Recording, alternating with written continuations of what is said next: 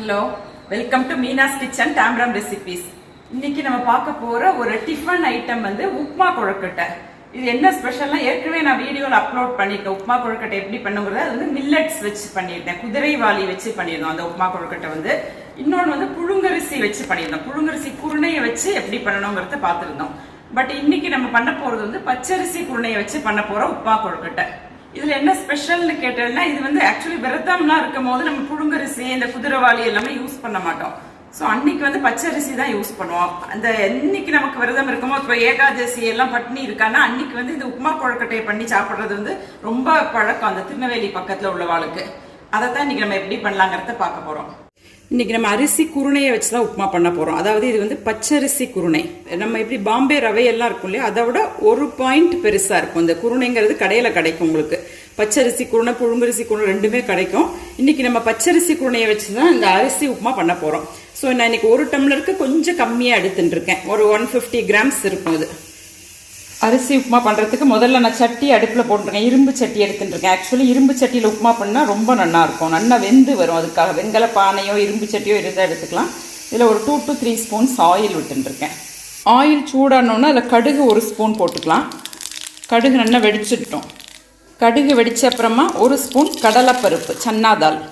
இது கொஞ்சம் ஒரு 50% செவந்து வரப்போ உருது டால் 1 ஸ்பூன், உளுத்தம்பருப்பு. இப்போ பருப்பு ஆல்மோஸ்ட் நல்லா செவக்க ஆரம்பிச்சிடுது. ஒரு 90% நல்லா செவந்திருக்கு. இந்த ஸ்டேஜில் இதில் நான் 2 வர மிளகாயை கிள்ளி எடுத்துட்டு இருக்கேன், அதையும் ஆட் பண்ணிக்கலாம். ஜஸ்ட் இது ஒரு 15 செகண்ட்ஸ் நல்லா ரெட் ஆகிற வரைக்கும் நம்ம வச்சுட்டுருலாம். பருப்பெல்லாம் நல்லா செவக்கணும், அது வரைக்கும் வச்சுட்டுருலாம்.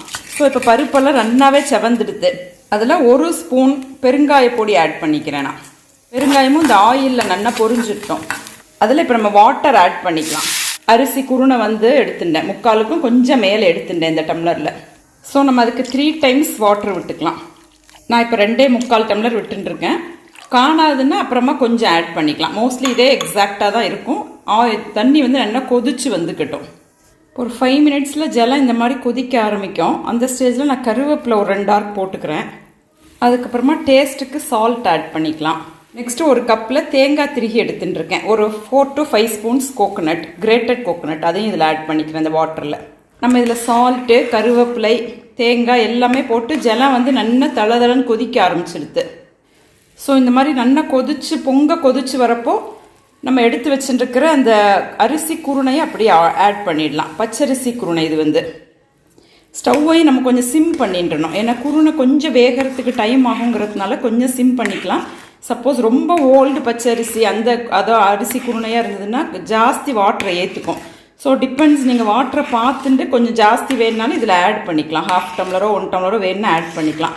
நான் இப்போ ஸ்டவ்வை வந்து ரொம்ப சிம் பண்ணிட்டேன். ஸோ இது ஒரு 5 to 10 மினிட்ஸ் நம்ம இந்த மாதிரி சிம்மில் வச்சு குக் பண்ணினா தான் நல்லா வெந்து வரும். நான் குழந்தையா இருக்கும் போதெல்லாம் எங்கள் அம்மா என்ன பண்ணுவாங்க, திருவேல தான் திரிப்பள். பச்சரிசியை நல்லா களைஞ்சி நிழலில் உணர்த்தி அதில் கொஞ்சம் துவரம் பருப்பையும் போட்டு அப்போ மிக்ஸி கிடையாது, திருவேல திரிச்சு வச்சுப்பேன். பட் இன்னைக்கு நமக்கு கடையிலேயே இந்த குருணை கிடைக்கிறது. பச்சரிசி குருணை, புழுங்கரிசி குருணை எல்லாமே கடையில் கிடைக்கிறதுனால இன்னைக்கு நான் துவரம் பருப்பெல்லாம் அதில் போடவே இல்லை. நார்மல் பச்சரிசி குருணையை வச்சு தான் இந்த உப்புமா கொழுக்கட்டை பண்ணுறோம். இப்போ நம்ம உப்புமா பண்ண ஆரம்பிச்சு ஒரு 10 மினிட்ஸ் ஆயிடுத்து.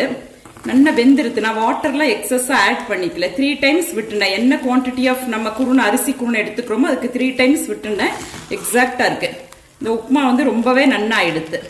நீங்கள் இது அரிசி உப்புமாவாகவும் சாப்பிட்டுக்கலாம். இது 2 in 1 ஆக்சுவலி. இந்த மாதிரி இதுக்கு ஆயில் வந்து கன்சியூம் ஆகாது ரொம்ப. நான் முதல்ல விட்டுண்ட ஆயில் தான், அதுக்கப்புறம் கொஞ்சம் கூட ஆயிலே விட்டுக்கல இதில். இந்த மாதிரி நம்ம உப்புமாவாக கூட சாப்பிட்டுக்கலாம். அரிசி உப்புமா நம்ம எப்படி ரவை உப்புமாலாம் சாப்பிட்றோம் இல்லையா, அதே மாதிரி சாப்பிட்டுக்கலாம். சப்போஸ் இது இல்லைன்னா நெக்ஸ்ட் இதுக்கு அடுத்தது வந்து இதை கொழக்கட்டையாக உருட்டி நம்ம ஸ்டீம் பண்ணி எடுத்துக்கலாம். இப்போ நம்ம அரிசி உப்புமா பண்ணி வச்சுட்டு ஒரு 1/2 an hour ஆயிடுத்து. நல்லாவே ஆறிடுத்துமா உப்புமா வந்து. இப்போ நான் இன்னைக்கு வந்து நம்ம உப்புமா கொழக்கட்டையாக பண்ண போகிறேன். நம்ம ஆக்சுவலி இதை உப்புமாவாகவுமே சாப்பிட்டுக்கலாம், இல்லைன்னா கொழக்கட்டை மாதிரி இந்த மாதிரி உருட்டி ஸ்டீம் பண்ணி எடுத்துக்கலாம். இந்த மாதிரி இட்லி பிளேட் இருக்கு இல்லையா, அதில் நம்ம எப்போ இட்லிலாம் பண்ணுவோமே அதே மாதிரி உருட்டி வச்சு ஸ்டீம் பண்ணி எடுத்துக்கலாம்.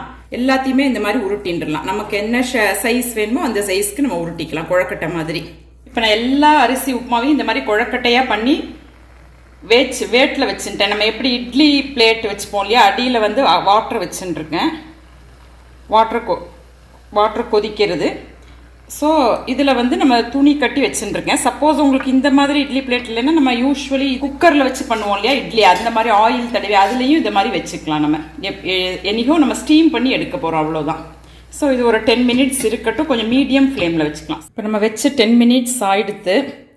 நான் இதை ஓப்பன் பண்ணி பார்க்குறேன். நல்லாவே வெந்திருக்கு.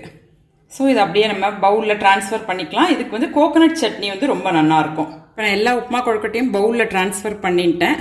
சூப்பராக இருக்கும். இந்த உப்புமா கொழுக்கட்டையோட டேஸ்ட் வந்து ஆசமாக இருக்கும். மோரோவர் இது வந்து நம்ம 2 டைம் வந்து 2 டைம்ஸ் இது வந்து வேக வைக்கிறோம். ஒரு டைம் ஸ்டீம் பண்ணுறோம், ஒரு டைம் நல்லா வணக்கி எடுக்கிறோம் உப்புமாவா.